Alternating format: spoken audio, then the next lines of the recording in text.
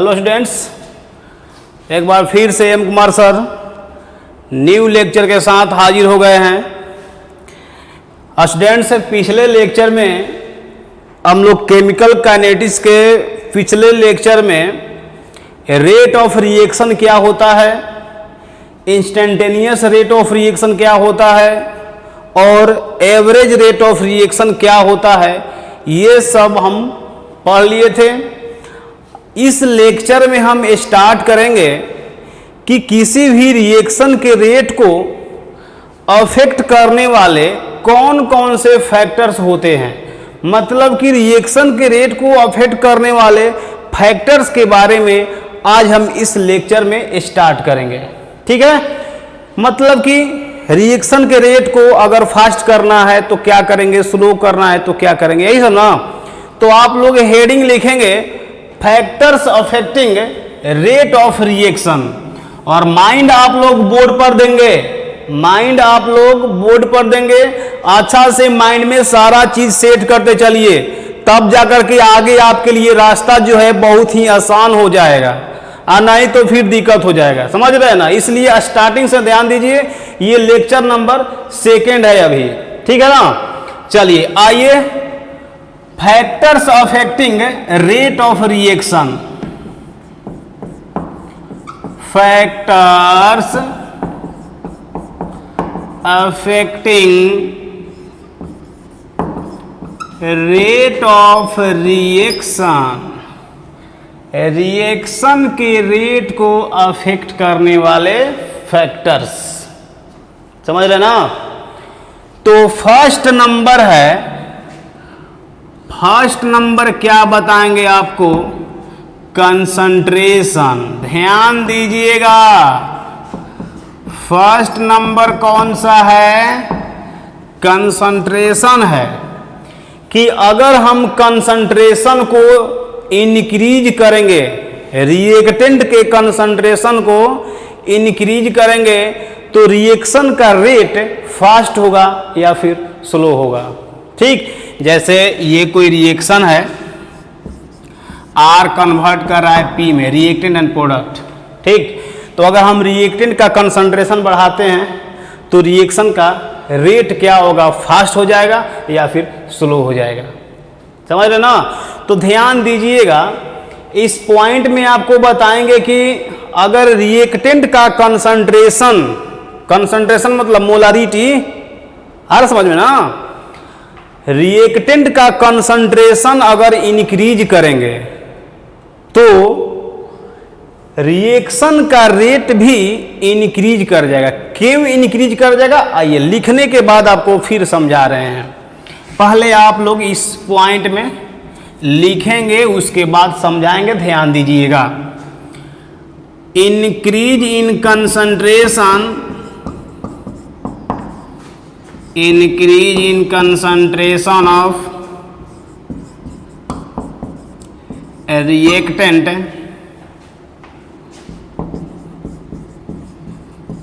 increases the number of effective collision,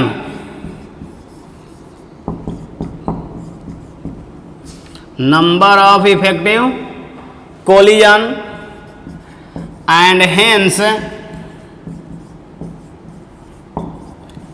rate of reaction also increases। देखो क्या कह रहा है, कह रहा है कि अगर आप कंसंट्रेशन किसका, रिएक्टेंट का अगर बढ़ाएंगे तो उसमें इफेक्टिव कोलिजन इंक्रीज कर जाएगा। कोलिजन, समझ रहे ना। आपको बताएंगे अभी आगे कि कोई भी रिएक्शन होता है कब, जब रिएक्टेंट मोलेक्यूल्स एक दूसरा से कोलाइड करता है। जब तक रिएक्टेंट मोलेक्यूल्स कोलाइड नहीं करेगा तब तक रिएक्शन नहीं होगा। रिएक्शन होने के लिए क्या होना चाहिए, कोलिजन होना चाहिए। समझ रहे हो। जैसे मान लीजिए कि आप जो है मार्केट में जा रहे हैं मार्केट में कोई नहीं है, बहुत ज़्यादा भीड़ हो गया, तो भीड़ में आप क्या करेंगे, जरूर किसी से कोलाइड करेंगे, नहीं करेंगे। मान लें कि ज़्यादा भीड़ है, बाइक से है चाहे साइकिल से, जो भी हो, तो क्या करेंगे, भीड़ है उसमें जरूर किसी में कोलाइड करेंगे। तो जब किसी में कोलाइड कर देंगे तो आपको जाने देगा, अब नहीं जाने देगा, आपके साथ वो रिएक्शन स्टार्ट कर देगा वहां पर, समझ रहे हो। तो यहां पर देखिए क्या कह रहा है, increase in concentration of reactant increases the number of effective collision. समझ रहे हो ना, जहां पर कंसंट्रेशन ज्यादा है, जहां ज्यादा भीड़ है, वहां पर कोलिजन ज्यादा होगा, और जब कोलिजन ज्यादा होगा तो रिएक्शन ज्यादा होगा वहां पर। आ रहा है समझ में। वही बात यहां भी कह रहा है कि अगर आप कंसंट्रेशन ज्यादा लेंगे रिएक्टेंट का तो उसमें कोलिजन ज्यादा होगा, एक मोलिक्यूल से एक दूसरा से ज्यादा कोलाइड करेगा, और जब कोलाइड ज्यादा करेगा तो रिएक्शन का रेट भी क्या हो करेगा, वो इंक्रीज कर जाएगा। कोई दिक्कत नहीं है, क्लियर, सबको समझ रहे हैं ना। तो फर्स्ट पॉइंट आपका यही है। अब आ रहे हैं हम सेकेंड पॉइंट में। सेकेंड पॉइंट क्या है, तो सेकेंड पॉइंट टेम्परेचर है। ध्यान देते रहना, आज का क्लास जो है काफी इंपॉर्टेंट होने वाला है, समझे। बोर्ड के एग्जाम में तो लॉन्ग टाइप में ये पूछता है कि रेट ऑफ रिएक्शन क्या होता है, उसको अफेक्ट करने वाले कौन कौन से फैक्टर्स होते हैं, लॉन्ग टाइप में पूछेगा, समझ रहे ना।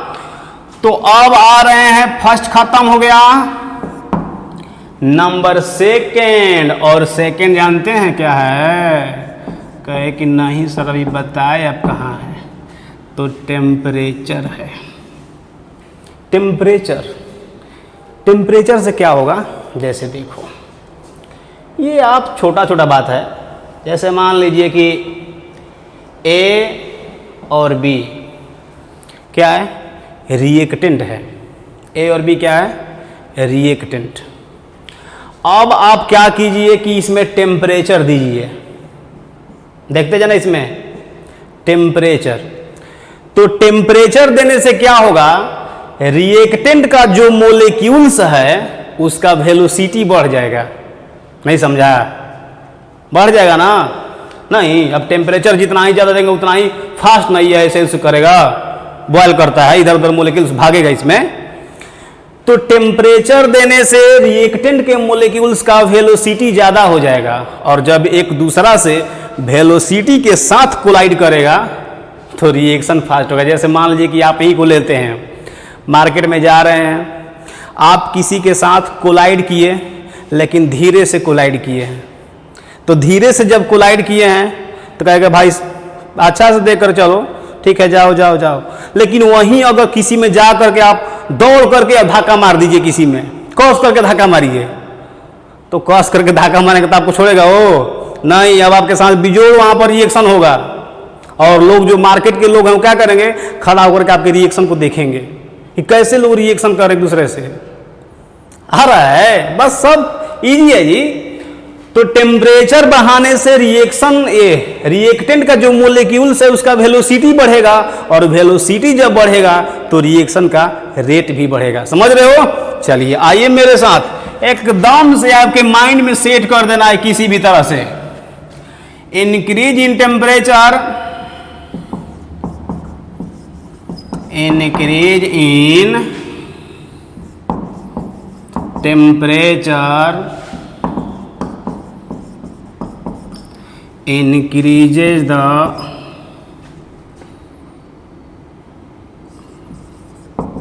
rate of reaction। समझ लेंगे इतना, क्लियर है, क्योंकि वेलोसिटी इंक्रीज कर जाता है।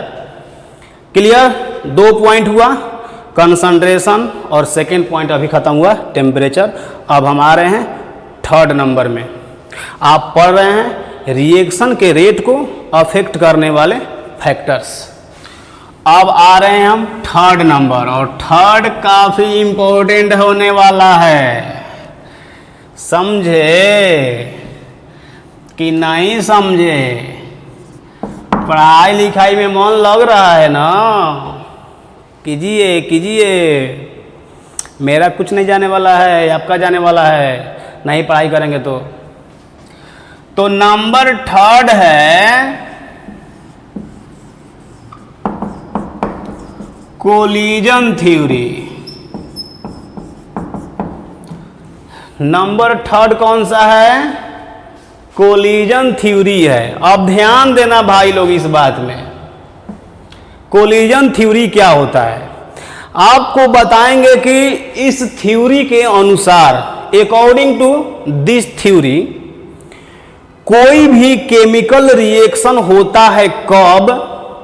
जब वह 3 कंडीशन को फुलफिल करता है। बता रहे हैं, टेंशन मत लीजिए, पहले हम बताएंगे इस थ्योरी के अनुसार कोई भी केमिकल रिएक्शन होता है कब? जब वह 3 कंडीशन को फुलफिल करता है। बताएंगे 3 कंडीशन, पहले लिख लेते हैं इसको, समझ लेना। सब कुछ लिखते चलिए, कुछ होने वाला नहीं है। आराम से आप लोग घर पर बैठ कर नोट्स बनाइए और दिन भर पढ़ते रहिए, समझ रहे ना? नहीं तो बहुत सारे यूट्यूबर्स देखते हैं, यूट्यूब पर वीडियो देखते रह जाइएगा, कुछ होने वाला नहीं है। शॉर्टकट में नहीं चलते हैं, फुल में चलते हैं हम, सब कुछ लिखवाते हुए, इसीलिए थोड़ा सा वीडियो लॉन्ग हो जा रहा है। कोलिजन थ्योरी, आइए चलते हैं इसमें। According to this theory, according to this theory, any chemical reaction occurs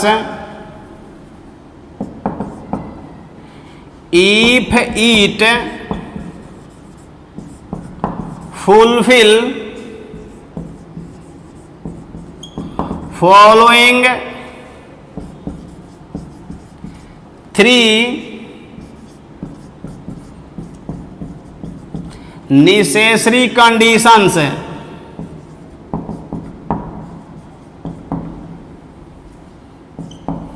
following 3 necessary conditions, कह रहा है कि 3 नेसेसरी कंडीशन को जो फुलफिल करता है तभी क्या कह रहा है? केमिकल रिएक्शन होता है। अब देखेंगे कि 3 नेसेसरी कंडीशन कौन है, क्योंकि भाई जब तक वह कंडीशन तीनों नहीं होगा तब तक कह रहा है केमिकल रिएक्शन नहीं होगा। समझ रहे हैं?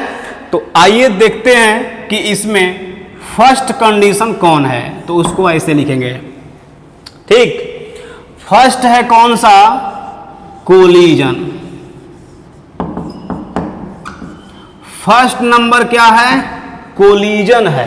यानी कहने का मतलब कि जब तक रिएक्टेंट का मोलेक्यूल्स कोलाइड नहीं करेगा तब तक रिएक्शन नहीं होगा, और जब रिएक्शन नहीं होगा तो प्रोडक्ट नहीं बनेगा। क्लियर? जैसे मान लीजिए कि आपके शहर में ओवरब्रिज होगा ना।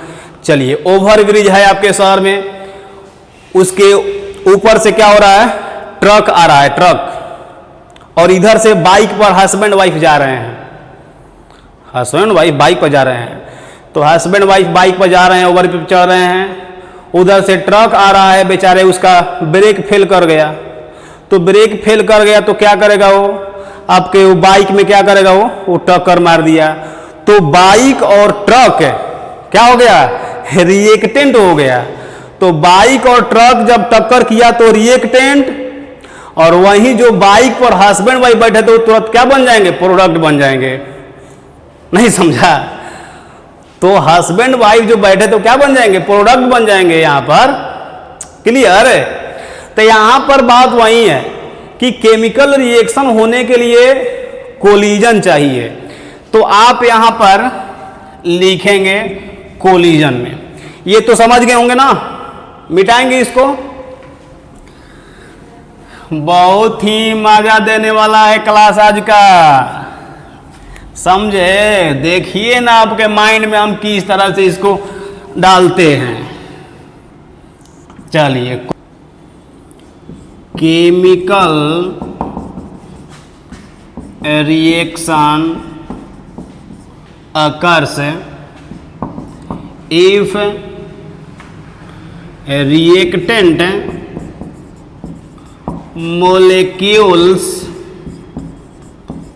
if reactant molecules collide with each other, with each other, समझे। फिर देखिए क्या लिखवा रहे हैं, फिर देखिए collision is necessary for chemical reaction but not sufficient. ध्यान दो इस लैंग्वेज पर। कह रहा है कि कोई भी केमिकल रिएक्शन होने के लिए रिएक्टेंट मोलेक्यूल्स को क्या करना चाहिए, कोलाइड करना चाहिए। और फिर इसमें कह रहा है कि केमिकल रिएक्शन होने के लिए कोलिजन नेसेसरी है बट नॉट सफिशिएंट, मतलब पर्याप्त नहीं है। कहे सर इसका मतलब क्या हुआ सर, आप तो सब दोनों बात बोल दिए, कोलिजन जरूरी है बट सफिशिएंट नहीं है, पर्याप्त नहीं है। हाँ, जैसे मान लीजिए कि आप ही, आपके ऊपर एग्जाम्पल हम लेते हैं, आप जा रहे हैं रोड पर जा रहे हैं, किसी के साथ आप कोलाइड कर गए। तो किसी के साथ कोलाइड किए हैं, धीरे से कोलाइड किए हैं, धीरे से कोलाइड किए हैं। तो जब धीरे से कोलाइड किए हैं तो क्या आपको कुछ बोलेगा, वो नहीं बोलेगा, समझ रहे ना। तो कोलिजन तो वहां पर हुआ लेकिन रिएक्शन कहाँ हुआ, रिएक्शन हुआ वहां पर नहीं हुआ। तो कोलिजन जरूरी है, वो वहीं कस के धक्का मारते तो होता है, समझे। तो कोलिजन तो हुआ लेकिन यही कह रहा है कि रिएक्शन होने के लिए कोलिजन जरूरी है बट पर्याप्त नहीं है, कि मतलब कोलिजन हुआ तो होगा ही, समझ रहे हो ना। चलिए ये हो गया, समझ लिए इसको, इस बात को। नंबर सेकंड देखिए, नंबर सेकंड यहां लिख रहे हैं हम, प्रॉपर ओरिएंटेशन। समझते चलिए, प्रॉपर ओरिएंटेशन। प्रॉपर ओरिएंटेशन मतलब जानते हैं, आमने सामने का टक्कर होना चाहिए। अब ये नहीं कि आप जा रहे हैं मार्केट में और किसी के साथ कोलिजन हुआ लेकिन केवल आपका हैंड ही उसमें टच किया, तो हैंड टच किया तो कहाँ से रिएक्शन होगा, आमने सामने टकराता तब ना समझे। तो ये प्रॉपर ओरिएंटेशन मतलब आमने सामने का टक्कर, उधर से आप इधर से हम, पूरा सामने सामने टक्कर हो गया, समझ रहे ना। तो इसका मतलब हुआ। आइए देखते हैं यहां पर, केमिकल रिएक्शन अकर्स हैं, chemical reaction occurs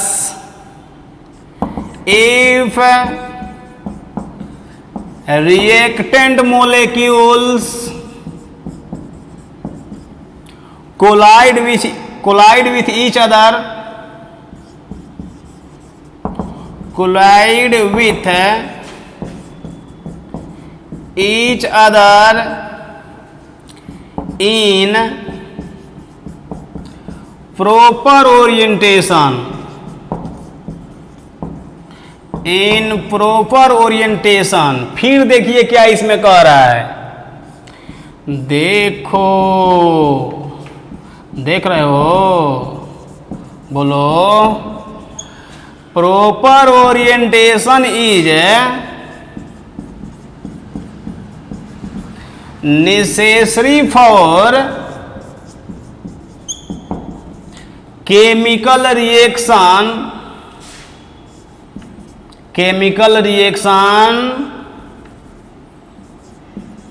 but not sufficient. देखो फिर इसमें भी बात वहीं बोल दिया, कह रहा है कि कोई भी केमिकल रिएक्शन होने के लिए कोलिजन जो होना चाहिए, इस कोलिजन हो गया ना, कोलिजन होना चाहिए, लेकिन कैसे, तो कह रहा है कि प्रॉपर ओरिएंटेशन, सामने सामने टक्कर होना चाहिए। और फिर इसमें कह दिया क्या कि कोई जरूरी नहीं है कि जहां पर प्रॉपर ओरिएंटेशन होगा वहां रिएक्शन होगा ही, समझ रहे हो। जैसे हम चल रहे हैं, रोड पर चल रहे हैं, आजकल के लोग कैसे चलते हैं यहां और ध्यान देते हैं खिड़की पर, ऐसे चलते हैं नहीं, ऐसे ही चलते हैं ना। अरे चल रहे हैं रोड पर, ध्यान खिड़की पर देख रहे हैं, तब तक मान लीजिए किसी सामने टक्कर हो गया, वो भी सामने से आ रहा था, ध्यान नहीं दिया, टक्कर हो गया सामने, तो कोलिजन हुआ प्रॉपर ओरिएंटेशन मतलब कि सामने सामने ही टक्कर हुआ है, लेकिन वहां रिएक्शन नहीं होगा। समझ रहे हो क्यों? क्योंकि आप स्लो मोशन में टक्कर मारे थे एक दूसरा में। ना समझे? एक दूसरा में टक्कर कैसे मारे हैं? स्लो मोशन में मारे हैं टक्कर, वहां रिएक्शन नहीं होगा। तो सबसे फेमस कौन सा है? 3 नंबर। 3 नंबर आपको बता रहे हैं कोलिजन थ्योरी के अनुसार कोई भी केमिकल रिएक्शन कब होता है? जब वो 3 कंडीशन को फुलफिल करता है। पहला कंडीशन कोलिजन, दूसरा नंबर क्या है? प्रॉपर ओरिएंटेशन, और तीसरा नंबर ऑफ देखिएगा। क्लियर ना? समझ में आ रहा है कुछ? क्या आज योग कैसे पढ़ाए हैं? माइंड में सेट रखो माइंड में, और पढ़ाई करो ठीक से। माइंड यहां रखेगा तब ना। चलो हो गया। आइए चलते हैं नंबर 3 में। नंबर 3 में आ रहे हैं, किस नंबर में आ रहे हैं बोलो ना? नंबर 3 में। चलिए हेडिंग लिखिए, number 3 proper orientation, threshold energy. Number 3 आता है 12th बोर्ड के एग्जाम में।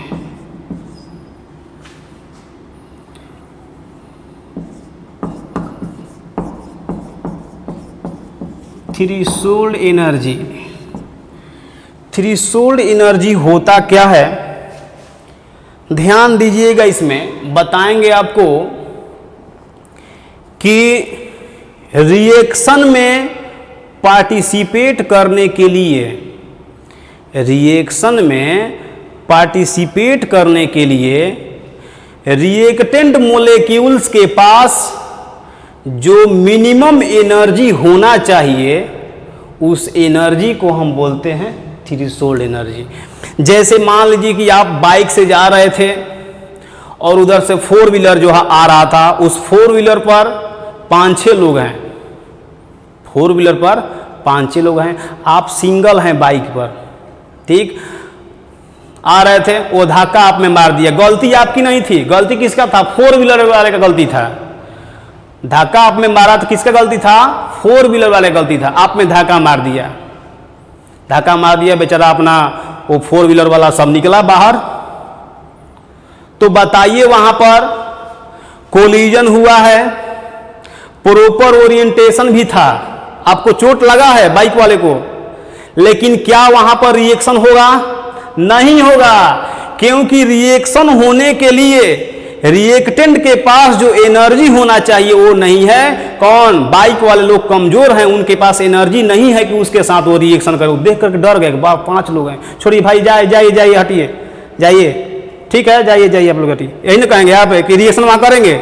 नहीं करेंगे। वहीं यहां पर बताएंगे minimum amount of energy reaction में पार्टिसिपेट करने के लिए रिएक्टेंट के पास होना चाहिए, उसको हम बोलते हैं थ्रेशोल्ड एनर्जी। सही है? चलिए आइए लिखते हैं इसमें minimum amount of energy,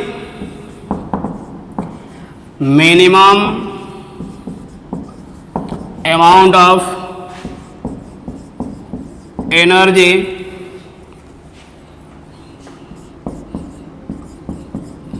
present in reactant molecules to take participate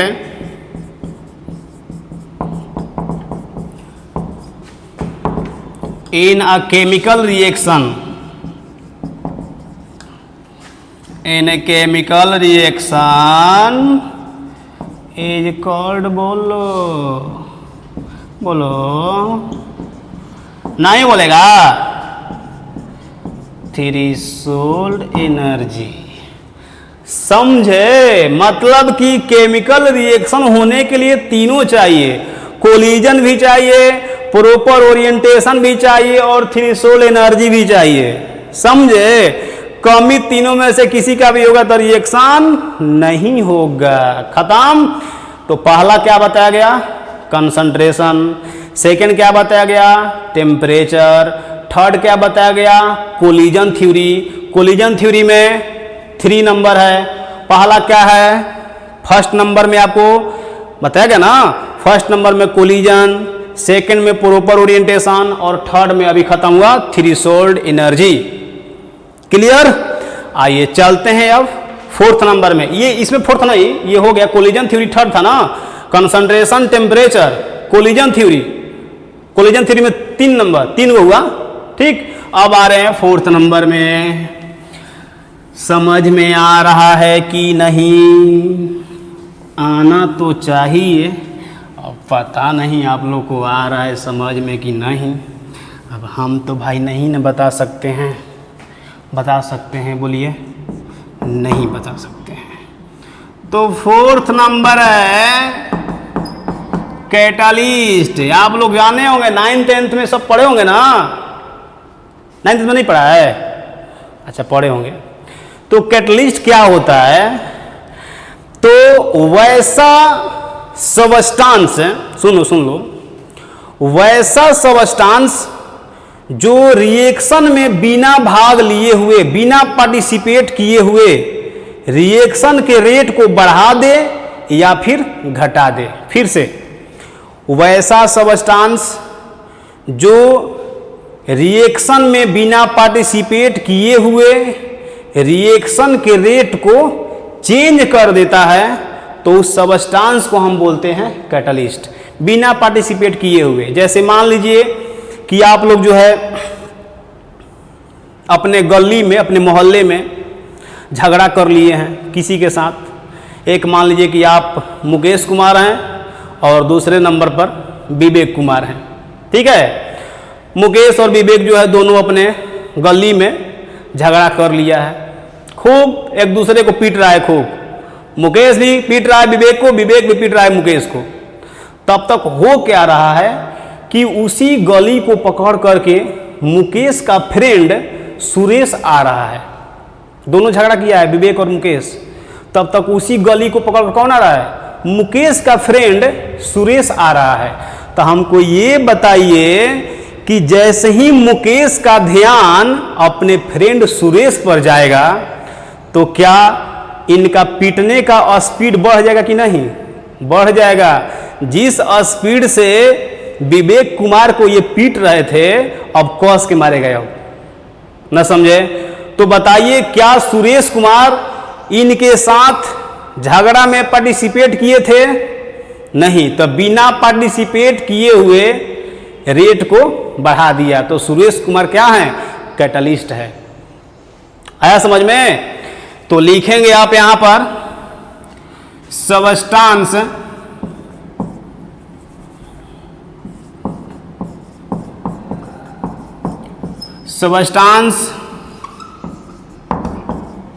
which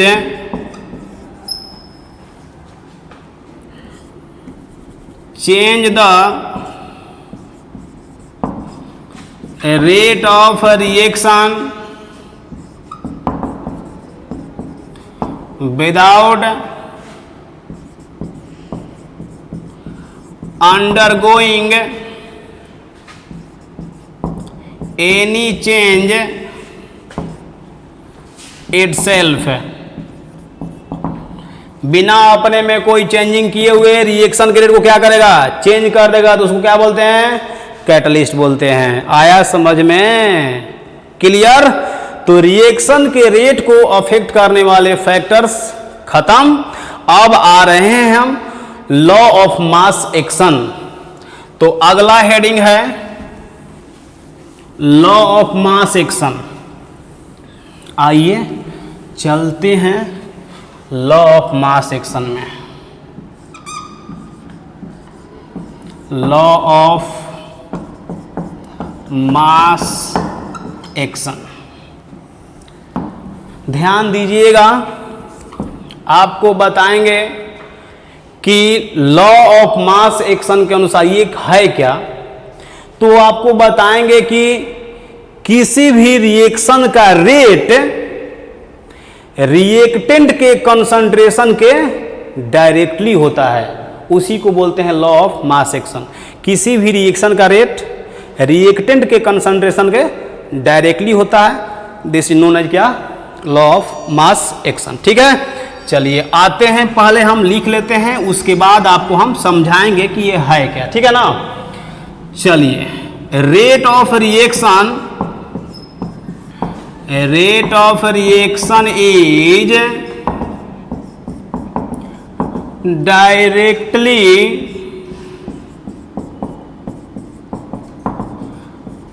proportional,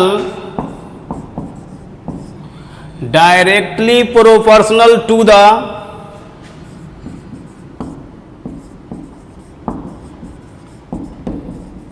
concentration of reactant raised to the power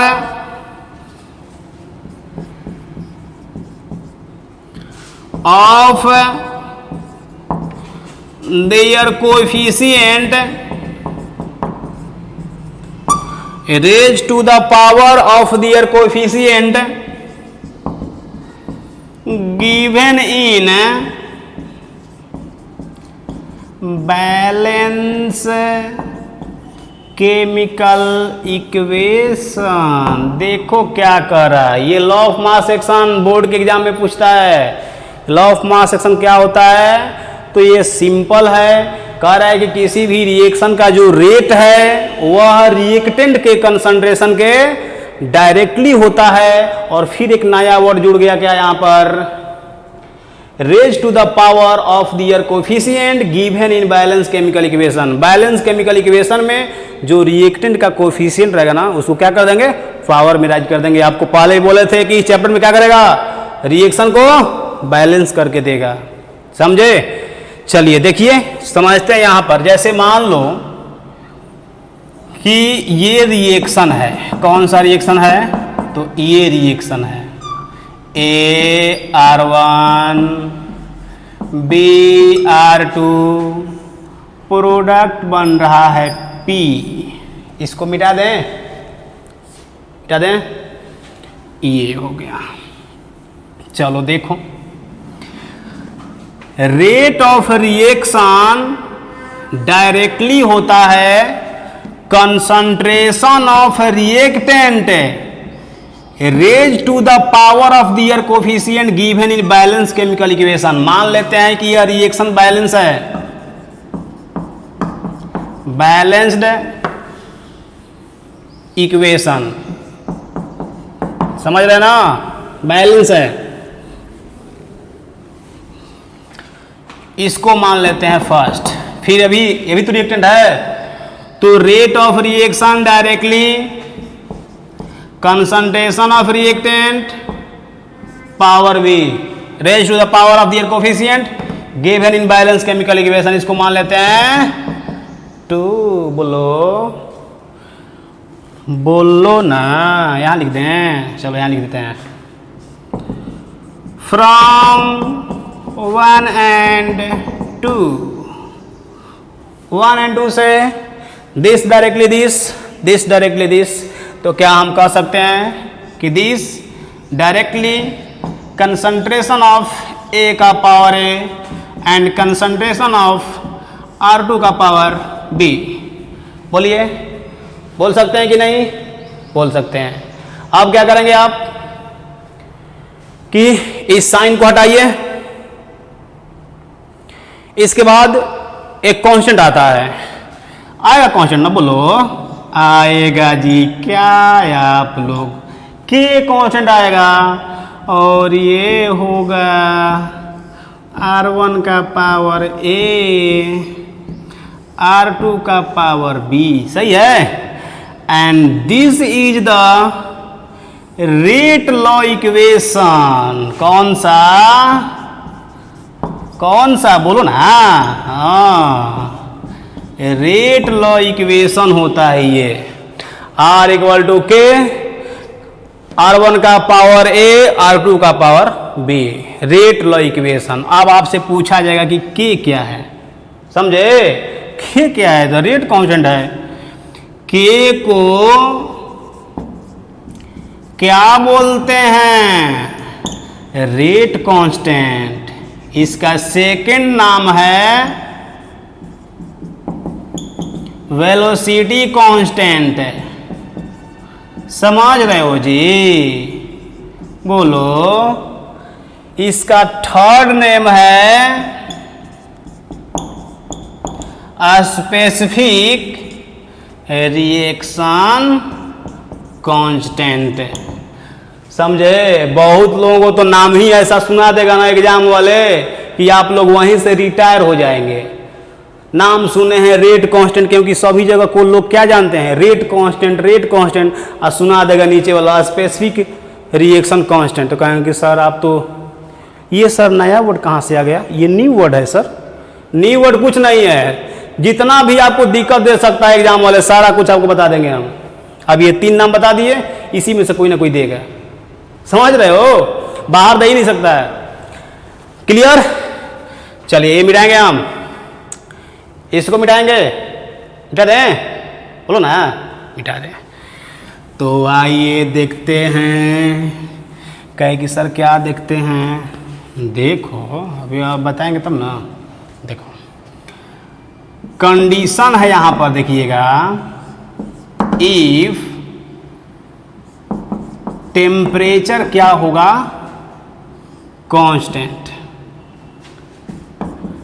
temperature constant, समझे? और फिर कह रहा है कि रिएक्टेंट का जो कंसंट्रेशन है R1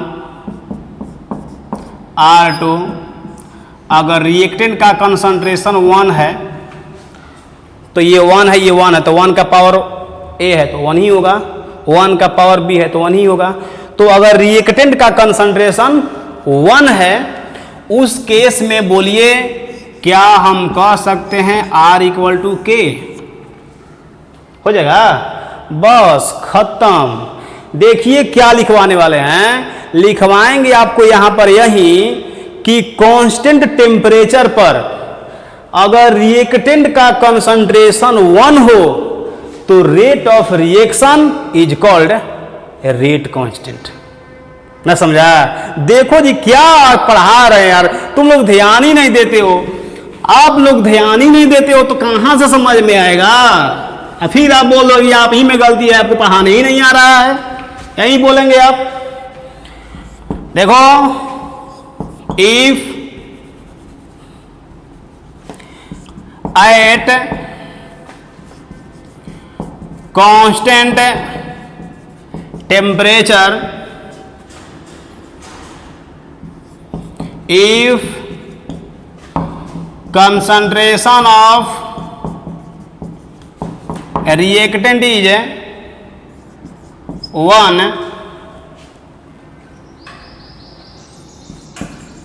then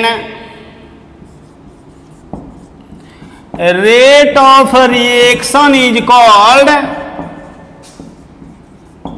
rate constant। समझ में आ रहा है कुछ कुछ? इसके बाद लास्ट पॉइंट है। लास्ट पॉइंट आपको ये बताएंगे कि जो ये रेट कांस्टेंट है ना, वह डिफरेंट रिएक्शन के लिए डिफरेंट होता है। डिफरेंट रिएक्शन के लिए डिफरेंट होगा। कौन सा? ये K का वैल्यू। तो आप लोग लिखिए जल्दी से यहां पर, different reaction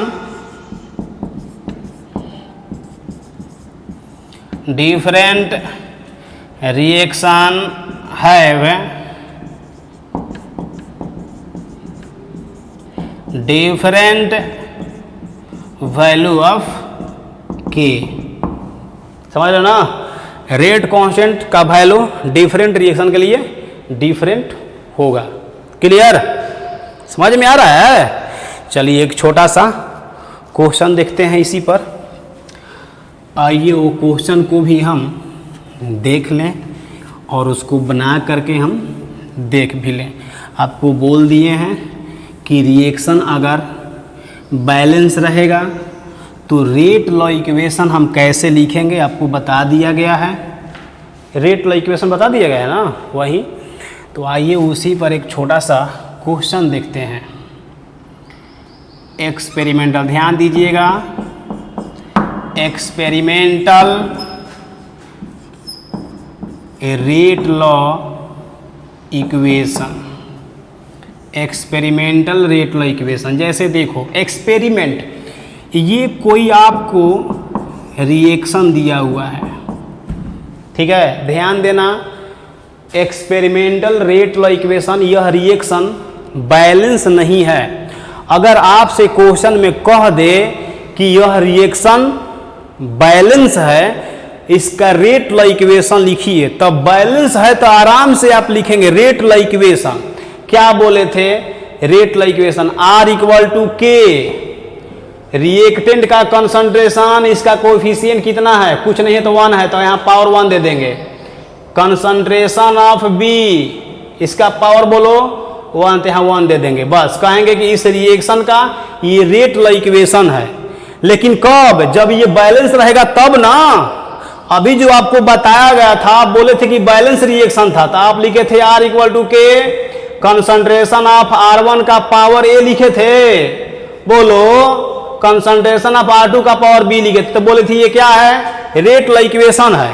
तो ये तो सही था, क्योंकि इक्वेशन आपको क्या दिया गया था, बैलेंस था, और ये बैलेंस नहीं है। और आपसे पूछ दिया इस रिएक्शन का रेट लॉ इक्वेशन, ऐसे लिख देंगे, गलत होगा, क्योंकि आपने इस रिएक्शन को बैलेंस नहीं किया।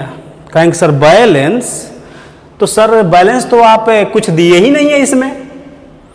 देखिए क्या देगा क्वेश्चन में, क्वेश्चन में क्या देगा और आपसे एक रेट लॉ इक्वेशन कैसे पूछेगा। देखिए एक्सपेरिमेंट रेट लॉ इक्वेशन है, ये ध्यान देंगे यहां पर, ये है एक्सपेरिमेंट नंबर, यहां हम ले रहे हैं A का कंसंट्रेशन, यहां ले रहे हैं B का कंसंट्रेशन, बोलो, और यहां पर ले रहे हैं रेट। देखो फर्स्ट एक्सपेरिमेंट किया गया, A का कंसंट्रेशन 2, B का कंसंट्रेशन 1, तो देखा गया कि रिएक्शन का जो रेट है वह 0.1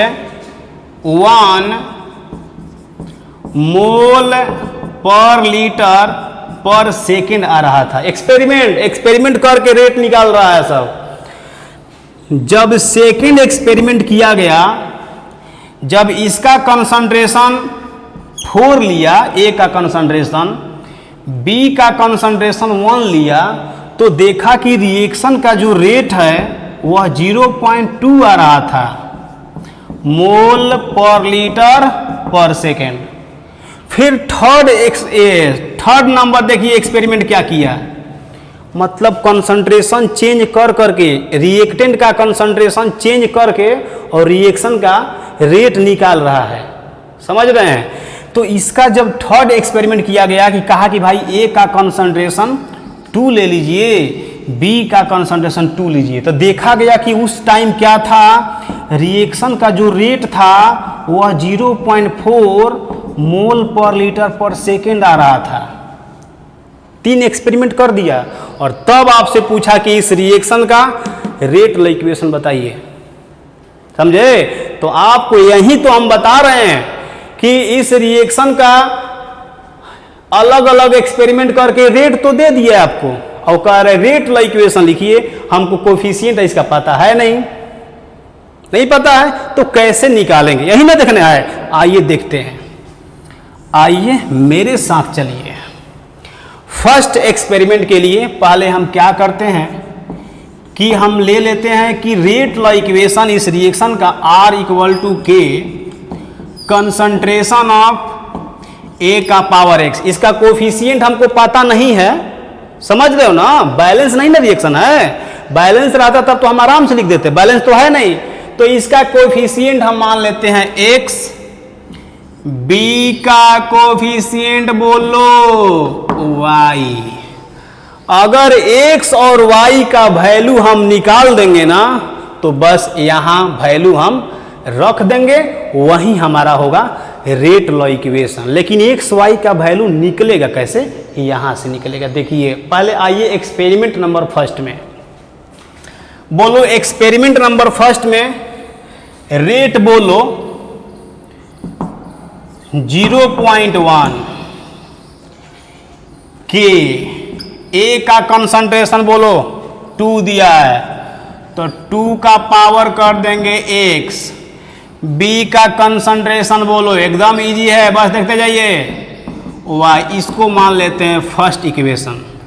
अब आएंगे एक्सपेरिमेंट नंबर सेकेंड में, r बोलिए कितना दिया हुआ है 0.2 के, ए का कंसंट्रेशन बोलो 2 नंबर में चल रहे हैं 4 का पावर x, बी का बोलो कंसंट्रेशन कितना है बोलो y, इसको मान लेते हैं 2।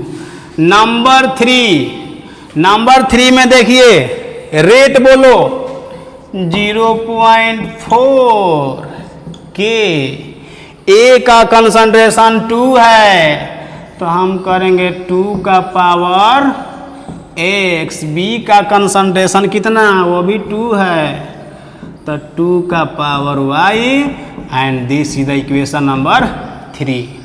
अब एक्स वाई का वैल्यू निकालना है, इक्वेशन तो सॉल्व करने आता होगा ना, आता है सॉल्व करने, बस खत्म।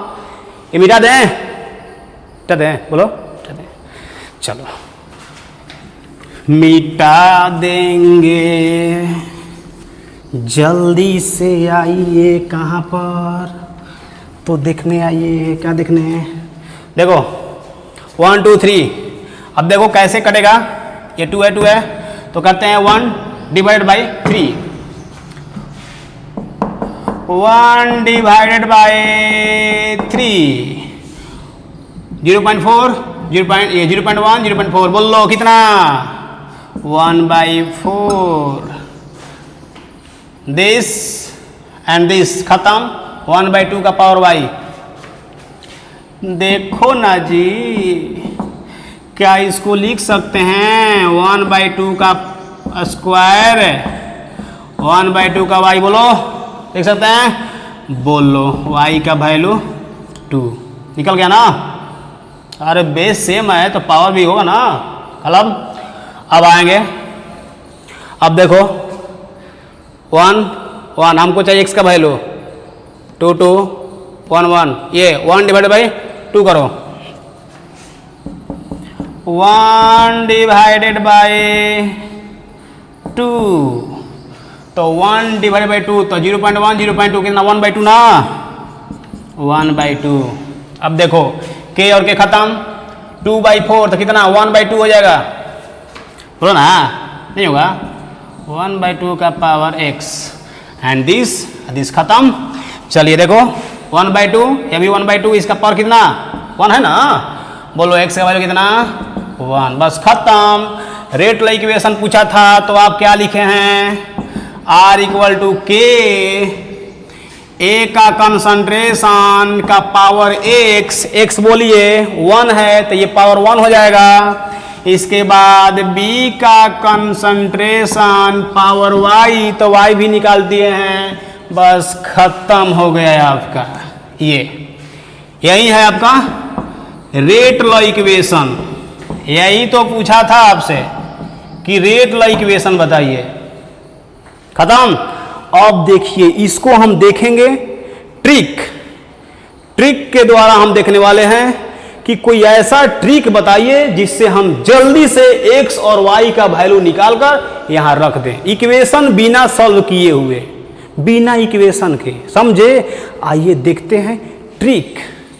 वो ट्रिक क्या होता है, क्योंकि भाई हम इक्वेशन सॉल्व करेंगे तो बहुत ही ज़्यादा टाइम लगेगा, हमको लगेगा ना। आइए चलते हैं इक्वेशन में, आपको क्वेश्चन फिर से हम लिखवा दे रहे हैं, घबराना नहीं है, क्वेश्चन यही है, बस उसको हम क्या ट्रिक के द्वारा बताएंगे। देखो ये था एक्सपेरिमेंट नंबर, A का कंसंट्रेशन, B का और यहाँ क्या लिए थे, रेट। सुनते जाना, मेरा दोष मत दीजिएगा, अपना दोष है। फर्स्ट एक्सपेरिमेंट में इसका कंसंट्रेशन कितना था, कितना लिए थे, 1 लिए थे। ए का कंसंट्रेशन कितना था, 2। इसका कंसंट्रेशन 1 था। रेट बोलो कितना था, 0.1। समझ, नाम नहीं लिखेंगे, मोल पर लीटर पर सेकेंड, समझ लेना। एक्सपेरिमेंट नंबर सेकेंड, ये 4 था, ये 1 था, रेट 2, 0.2। एक्सपेरिमेंट नंबर थर्ड, ये 2, ये 2, बोलो रेट कितना, 0.4।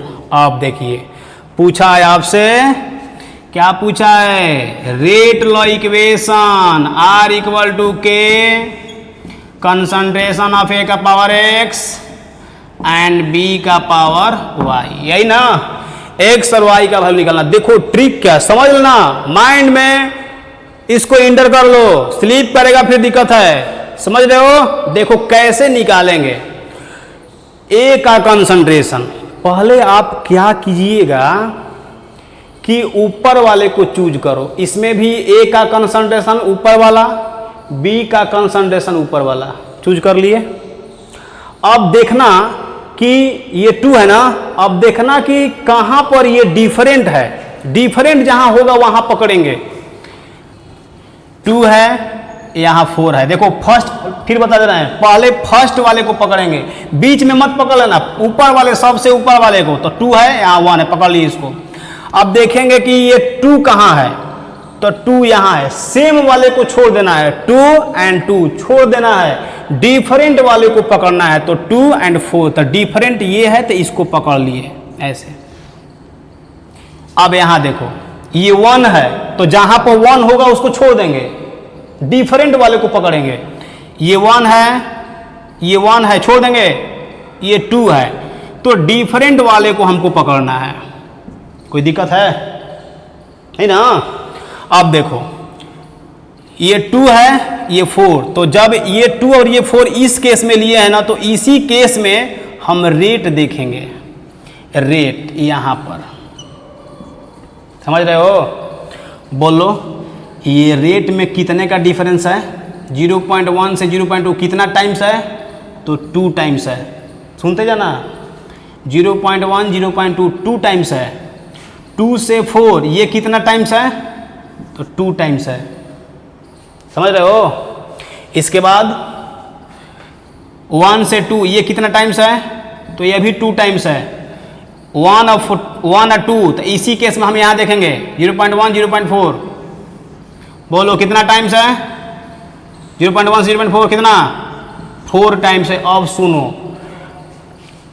इस केस में 2 एंड 4 दो, उसी केस में रेट को 0.1 0.2 कितना टाइम्स है, 2 टाइम्स। कितना टाइम है, 2 टाइम्स। अब बोलो कि 2 लाने के लिए इसका कितना पावर देंगे हम, कितना, 2 हमको लाना है, कितना पावर देंगे, 1। तो खत्म, 1 ना, तो हम यहां लिखेंगे x का वैल्यू 1। यहां देखो इस केस में 1 2 0.1 0.4 कितना टाइम्स है, 4 लाने के लिए बोलो पावर कितना, कितना पावर, 2। तो y का वैल्यू हो गया 2, समझा, क्लियर। तो y का वैल्यू 2, x निकल गया और y निकल गया, तो खत्म। यही तो हमको चाहिए था, x निकल गया 1, y निकल गया 2, तो कर दो वहां पर R इक्वल टू के A का कंसंट्रेशन पावर x 1 है, B का कंसंट्रेशन पावर y, तो y बोलो 2, बस खत्म। देखिए तो आया था यही ना, इक्वेशन सॉल्व करके यही ना आया था। फिर से बता दें, देखो फिर से देखो, ट्रिक है इसमें आपको करना है A का कंसंट्रेशन, B और ये रेट करना। इसमें क्या होता है कि सबसे पहले ऊपर वाले आप एक्सपेरिमेंट फर्स्ट में पकड़ लीजिए उसको। 2 है, यहां 1 है, तो अब देखना कि 2 इसका है, तो 2 कहीं नहीं होना चाहिए, तो यहां 2 है तो इसको छोड़ देंगे। यहां 4 है तो इसको हम पकड़ लेंगे, डिफरेंट वालों को पकड़ लीजिएगा। तो जब आप यहाँ 2 और यहाँ पकड़े हैं तो उसी केस में आप रेट को पकड़िए। तो 0.1 0.2 कितना का डिफरेंस है, ये कितना टाइम्स है, ये तो 2 टाइम्स है। ये कितना टाइम्स है, 2 टाइम्स है। तो हमको लाना है 2, कितना इसका पावर देंगे, 1 पावर देंगे। तो कह देंगे हम ए का ना कंसंट्रेशन है, कह देंगे x का वैल्यू 1। क्लियर। अब उसी केस में अब आएंगे यहाँ b में, ये 1 है तो अब देखेंगे कि यहाँ 1 कहाँ है, ये 1 है, इसको छोड़ देंगे क्योंकि डिफरेंट वालों को हमको पकड़ना है, सेम वाले को छोड़ देना है। 1 1 छोड़ देंगे, नीचे आएंगे 2, देखो डिफरेंट हो गया। तो अब यहाँ से मत पकड़ लेना, हम बार बार बोल रहे हैं, ऊपर से देखेंगे, नीचे से मत, बीचे से मत कर देना 1 और 2, ना समझा, ऊपर से। तो ये 1 और ये 2 यहाँ पर पकड़े, कितना टाइम्स है 1 और 2 टाइम्स है। अब उसी केस में 1 और 2, इसी केस में रेट देखिए, तो 0.1 है 0.4 कितना टाइम्स है 4 टाइम्स। तो बोलो 4 लाने के लिए कितना पावर देंगे, 2। तो 2 पावर देंगे तो कहेंगे y का वैल्यू 2 होगा, समझे। और फिर x निकल गया 1, y निकल गया 2, रेट ला इक्वेशन क्या कर देंगे, x की जगह 1, y की जगह 2, खत्म। ठीक, तो आज हम यही ब्रेक लेंगे, मिलेंगे आपसे अगले लेक्चर में। Okay, thank you. आज क्लास में पावर जनरल, थैंक यू।